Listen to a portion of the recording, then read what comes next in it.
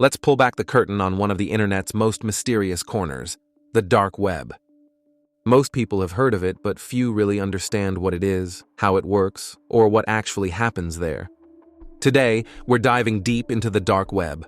What it is, how you can access it, what's hidden inside, and the real dangers that come with exploring it. Now, first things first, the dark web is not the same as the deep web. The internet has 3 layers.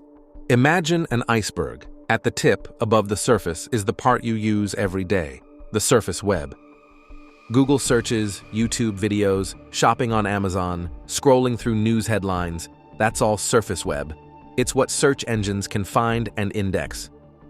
But here's the kicker, it's only about 5% of what's actually online. Below that is the deep web, and this layer isn't sinister, it's just hidden. Your email inbox, your cloud storage, your online banking dashboard. It's content that's password protected, behind a paywall, or part of a private server. Still accessible through a regular browser, but not something Google can index. In fact, the deep web makes up the majority of the internet, around 90%. And then, there's the dark web. This is the hidden zone. It's not indexed, it's not public, and you can't get to it with Chrome or Safari. You need special software, most commonly the Tor browser. Tor stands for the Onion Router. It was originally developed by the US Navy to protect government communications. Ironically, that same technology is now used to shield anyone, from journalists in oppressive regimes to hackers selling stolen data. Tor routes your internet traffic through multiple layers of encryption, bouncing your signal across a global network of relays. This makes your online activity incredibly hard to trace. So yes, the dark web is accessible. But once you're in, what exactly will you find? The dark web is infamous for black markets like the Silk Road, which ran from 2011 to 2013.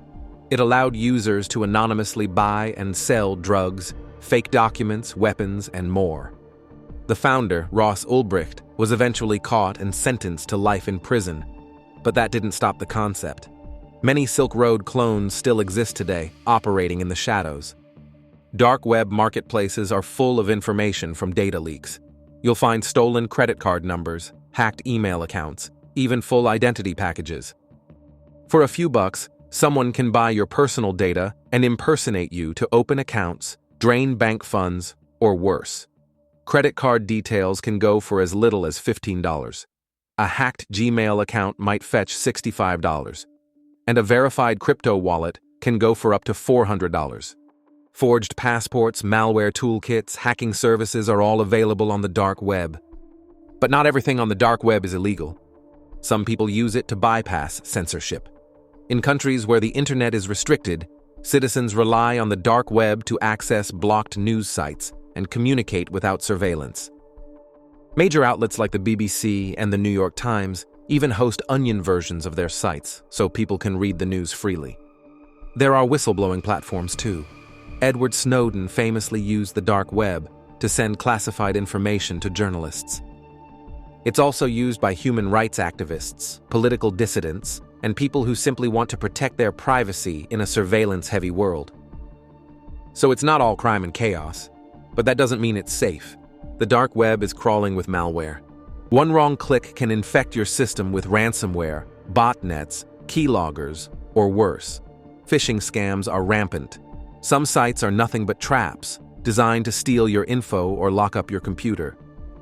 If you decide to access the dark web, here's how to keep your device and personal information safe. Number 1. Use a VPN before launching Tor. That way, even your internet service provider can't see that you're accessing Tor in the first place. It adds an extra shield between you and the websites you visit. Number 2. Always keep your antivirus software running. Real-time scans can help detect malicious files before they do serious damage. Number 3. Never download files you don't absolutely trust, and never click on suspicious links. It's better to assume everything is a trap unless proven otherwise. But if you discover that your personal information has been leaked or is for sale on the dark web, you need to act fast. Change your passwords immediately. Turn on two-factor authentication. Run a full security scan on your devices. Monitor your financial accounts for any suspicious activity. Freeze your credit if necessary. And yes, Report the incident to law enforcement or your country's cybercrime unit. Dark web monitoring tools can help you track if your data appears on underground forums, but they're not foolproof. The dark web is constantly shifting, and much of it is inaccessible to even the best scanners. Bottom line, the dark web is a tool. Like any tool, it can be used for good or abused for harm. It offers anonymity, privacy, and freedom, but at a cost.